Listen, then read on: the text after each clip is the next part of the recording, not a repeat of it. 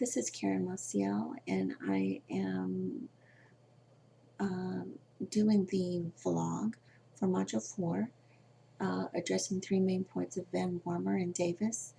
The first thing that I wanted to address was the idea of choice for a client. We've always been taught that since I've been taking these courses for the Masters of Licensed Professional Counseling, um, the choice of the client has always been priority.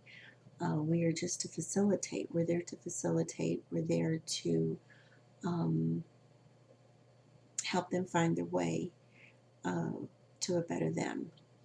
And I believe in the choice. I believe that clients should have their choice and their autonomy on how the session is directed. Um,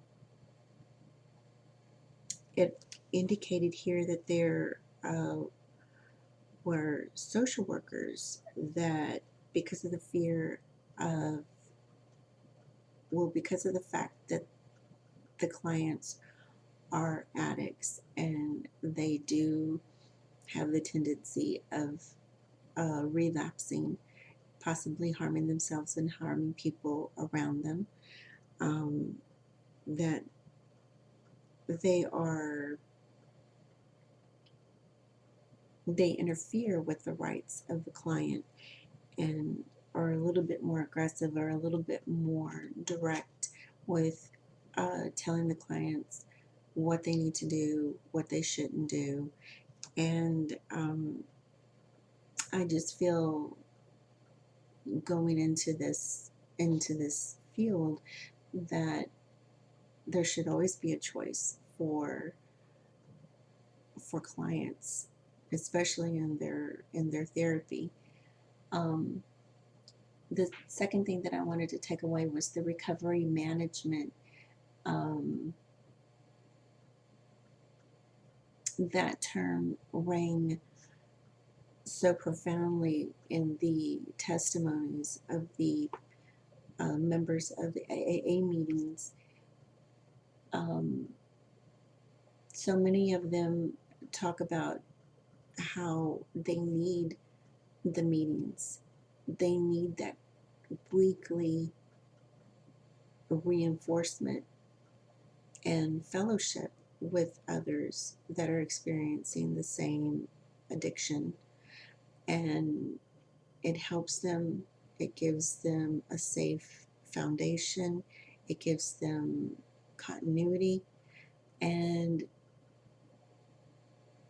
so many of them that have been going there for 5 years, for 10 years, for 15 years, and they do it consistently, they do it religiously.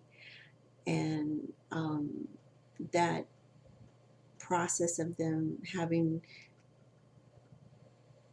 not having to do it, but they want to do it, they want to keep that continuous so-called therapy for themselves, rang true to that term, recovery management.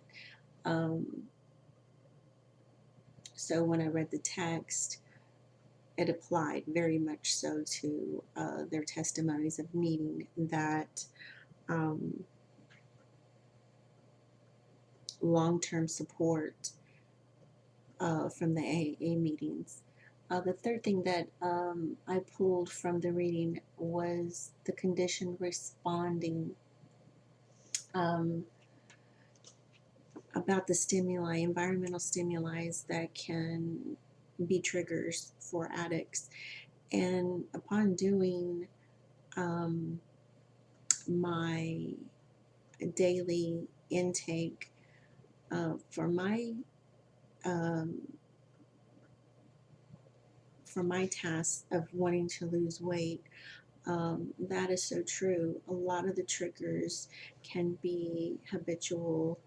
Um, I know that one of my triggers was sitting here doing work and constantly needing uh, something to drink, a little snack to eat, and it was just the environment that I had been doing it over and over and over, where now that I'm conscious of it, I am trying to pull out of that habit, but the environment, and because of the setting and because of sitting here, it was routine for me to do it. So that condition responding really rang true with the habits that we do within our environment.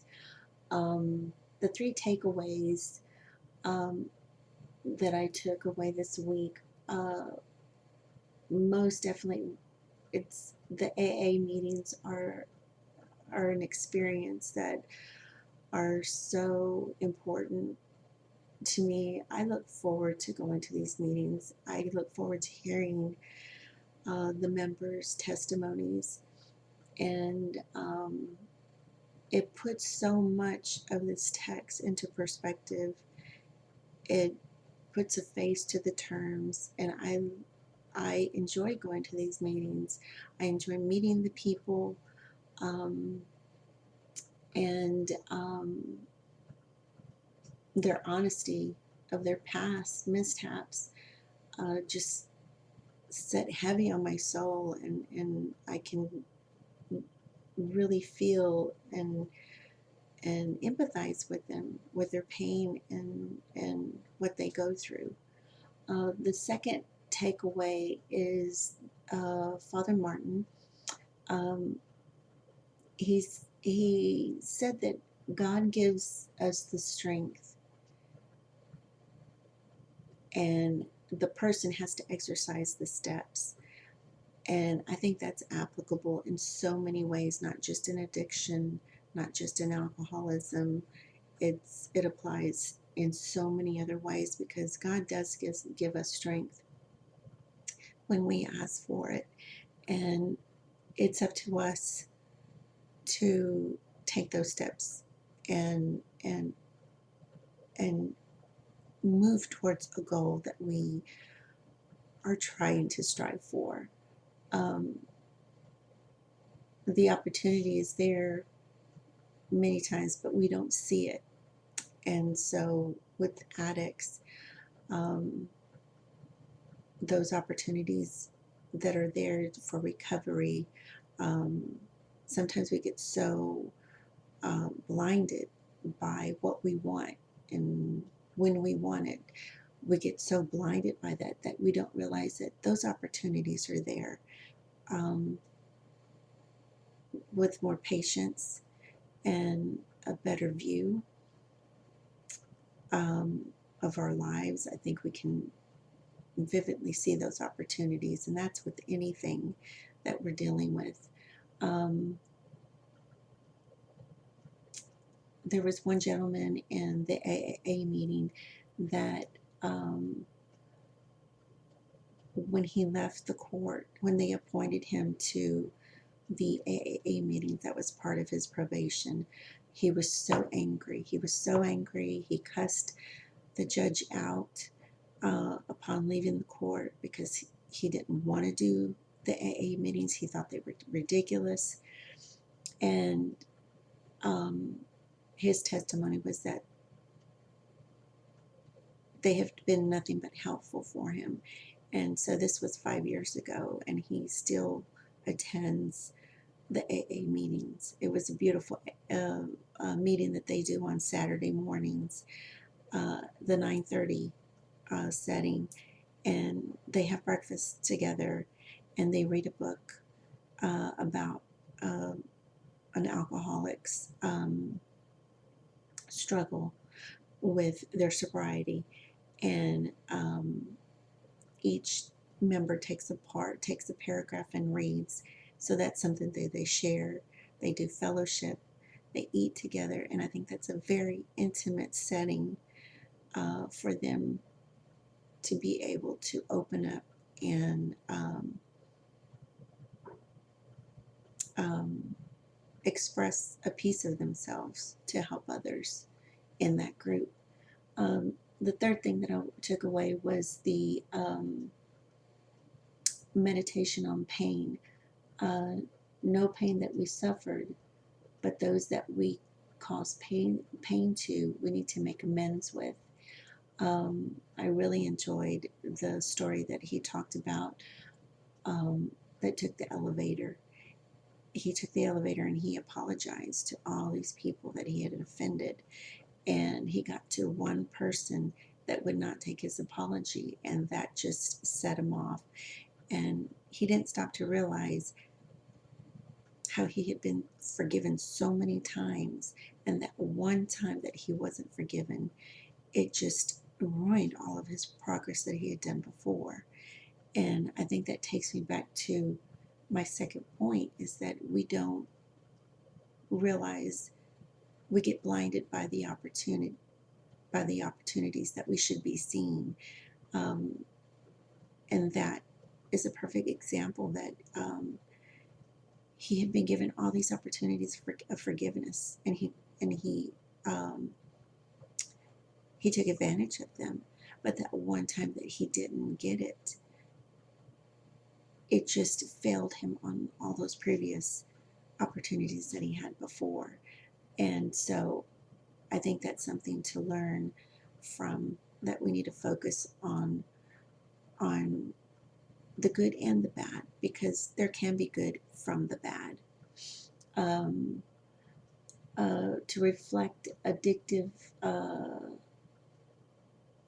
behaviors and stigmas, I want to say that when I went to the AA, this week's AA meeting, so many of the people that were there, it was a big group compared to what I've been to before, and there were probably about 22 people in this group, um, and a good majority of them were, they looked very professional, um, and I would have never thought that they had issues such as what they testified as having. And it made me think of, on this outline, that we give stigmas to alcoholics. They don't look like an alcoholic. A lot of these people that were there looked like they had it together. They didn't look like they were falling apart. They looked, again, professional. So I think a lot of times that we have this idea that people look like addicts, and that is so not true. People, uh, addicts come in different shapes and forms, and you'd be surprised. You would never know, um, the people, the person next to you could be an addict, and they could be dressed up in a suit, dressed up in a dress, very well put together. And that just opened my eyes that, um, not all alcoholics look like they are falling apart, or they look like they just came off the street. And we need to be aware of that, and get rid of those stigmas, and get rid of those ideas, those preconceived ideas that we have of people with addiction, because it could hit anybody. And many people are susceptible to being uh, ridden with addiction. And those are my points of Module 4. Thank you so much.